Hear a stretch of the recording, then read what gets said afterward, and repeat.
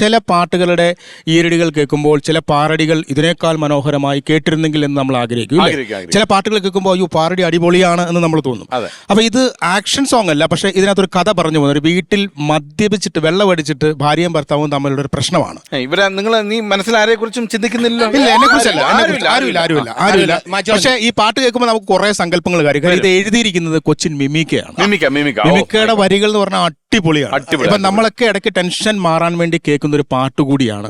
പ്രത്യേകിച്ച് ഈ പാട്ട് ഞാൻ ഈ സമയത്തൊന്ന് പാടട്ടെ. Very good. ഓക്കെ. ചാണ്ടി തൊഴിച്ചതു ഭാര്യയുടെ മുതുകത്ത്, പട്ടയടിച്ചു കിറങ്ങിയ നേരത്ത്, ചട്ടിയെടുത്ത് എറിഞ്ഞത് മുറ്റത്ത്, ആ ചട്ടി പതിച്ചൊരു പട്ടിയുടെ മയ്യത്ത്, ചാണ്ടി തൊഴിച്ചതു ഭാര്യയുടെ മുതുകത്ത്, പട്ടയടിച്ചു കിറങ്ങിയ നേരത്ത്,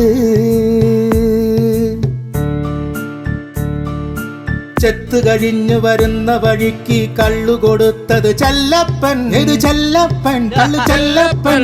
ചാണ്ടിയുടെ പെണ്ണിനെ പറ്റിയൊരേഷണി കൂട്ടി മെനഞ്ഞത് വല്യപ്പൻ. ഇത് വല്യപ്പൻ, അത് നിന്റപ്പൻ. അത് കേട്ട് നടുറോഡിൽ നിന്നൊരുപാട് ഭരണിപ്പാട്ടുകൾ തറവാടി ചാണ്ടിച്ചൻ പാടി. ഉടുമുണ്ടും തലയിൽ കെട്ടി തിരുവാതിര ചോടും വെച്ച് കടവാവല് പോലവനോടി. അരിശം തീർത്തത് ഭാര്യയുടെ മുതുകത്ത്, ഭാര്യ തിരിച്ചു കൊടുത്തത് മോന്തയ്ക്ക്.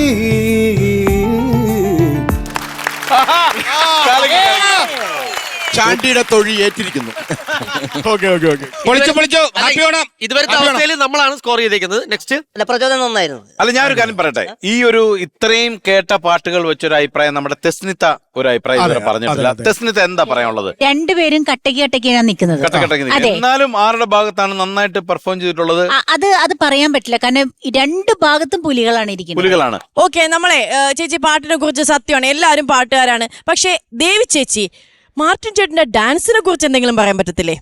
ചേച്ചി ഒരു ഡാൻസറാണ്, ഓഫ് കോഴ്സ് പറയാൻ പറ്റും. അതുപോലെ ഡാൻസ് കളിക്കാൻ മാർട്ടിൻ ചേട്ടന് മാത്രമേ അല്ല, ഇതിന്റെ സീനിയർ മോസ്റ്റ് ഒരു ആർട്ടിസ്റ്റ് എന്ന നിലയിൽ ഈ പാരഡി ഗാനങ്ങളെ കുറിച്ചും പാരഡി എഴുതുന്നവരെ കുറിച്ചും പാരഡി പാട്ടുകളെ കുറിച്ചും തെസ്നിക്ക് എന്താണ് പറയാനുള്ളത്? ഒന്ന് പാരഡി പാട്ടിലാണ് ഞാൻ ഫസ്റ്റ് വരുന്നത്. അതെ, ഒന്ന് പറയാം. അത് ഏത് പാട്ടായിരുന്നു, ഓർമ്മയുണ്ടോ? പുകലക്കടക്കാരൻ വാസുള്ള ചേട്ടന്റെ മോളടി, നമ്മുടെ ബാലഗോപാലനെ കൂടെ പഠിപ്പിച്ച മാലതി. അത് ഡബിൾ റോളാ. വേറെ ആരൊക്കെ ഉണ്ടായിരുന്നു അന്ന് കൂടെ അഭിനയിക്കാൻ? അശോകേട്ടനും ഞാനുമാണ് പ്രായമായിട്ട്. ഹരിശ്രീ അശോകൻ ചേട്ടനും ഞാനും. അത് കഴിഞ്ഞതിന് ശേഷം പിന്നെ ഞാൻ തന്നെ ടീനേജ് ആയിട്ട് ചെറിയ പെണ്ണായിട്ട് നടന്നു പോവാണ് കോളേജില്. അതാണ് പുകലക്കടക്കാരന്റെ മോള്. അതായത് പ്രായമുള്ള റോളും ചെറിയ റോളും രണ്ടും ടെസ്റ്റിനെ എടുത്തത്. കാരണം അത് എന്താന്ന് വെച്ചിട്ടുണ്ടെങ്കിൽ ചെറിയ റോള് ടെസ്റ്റിനെ അഭിനയിച്ചോളും, പിന്നെ പ്രായമായ റോള് വരുമ്പോഴും അധികം മേക്കപ്പ് ഒന്നും വേണ്ടല്ലോ എന്ന് ഓർത്താ ഞാൻ രണ്ടും. അത് അന്നും ഇന്നും പറയും, അന്നും ഇന്നും ഇത് തന്നെയാണ് പറയുന്നത്. അപ്പൊ എനിക്ക് ഭയങ്കര സന്തോഷാ, അതുകൊണ്ടാണ് തോന്നുന്നുണ്ട് ഇങ്ങനെ നിൽക്കുന്നത്. അപ്പൊ അടുത്ത പാട്ട് നമുക്ക് തിരിച്ചു കൊടുക്കണം. മാർട്ടിൻ ചേട്ടാ, വിത്ത് സ്റ്റെപ്പ് നമുക്ക് എന്ത് ചെയ്യാൻ പറ്റും? അപ്പൊ നമുക്ക് മോനെ പേട്ടു അങ്ക ആരംഭിക്കാം. റെഡി.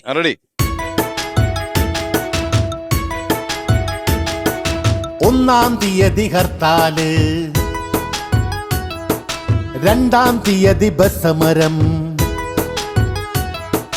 മൂന്നാം തീയതി നാലാം തീയതി റാലി, കേരള നാട്ടിൽ പണിമുടക്കിന്റെ പൂരം.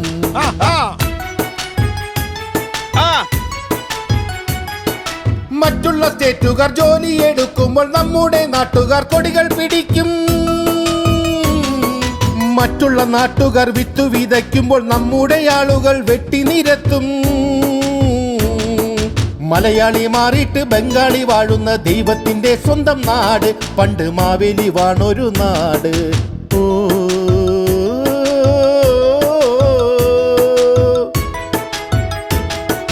ഒന്നാം തീയതി ഹർത്താല്, രണ്ടാം തീയതി ബസ് സമരം, മൂന്നാം തീയതി നാലാം തീയതി റാലി, കേരള നാട്ടിലെ പണിമുടക്കിന്റെ പൂരം.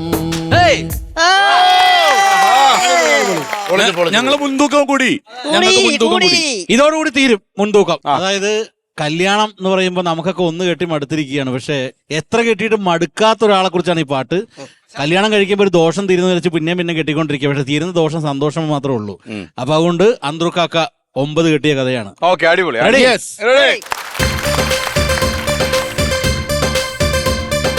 അന്ത്രുക്കാക്ക 9 കെട്ടി സൗലത്ത് പൗലത്ത് സീനത്ത് വീണ്ടും കെട്ടാൻ പദ്ധതി കൂട്ടി 5-6 പിന്നെ കെട്ടി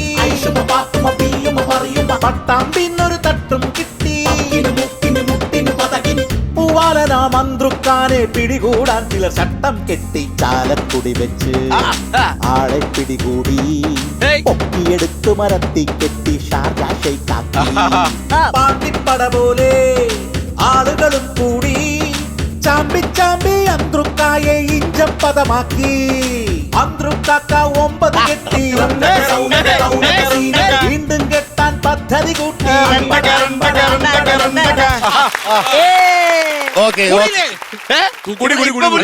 ഇത് സൂപ്പർ ആയിരുന്നു, സമ്മതിക്കാതിരിക്കാൻ പറ്റില്ല.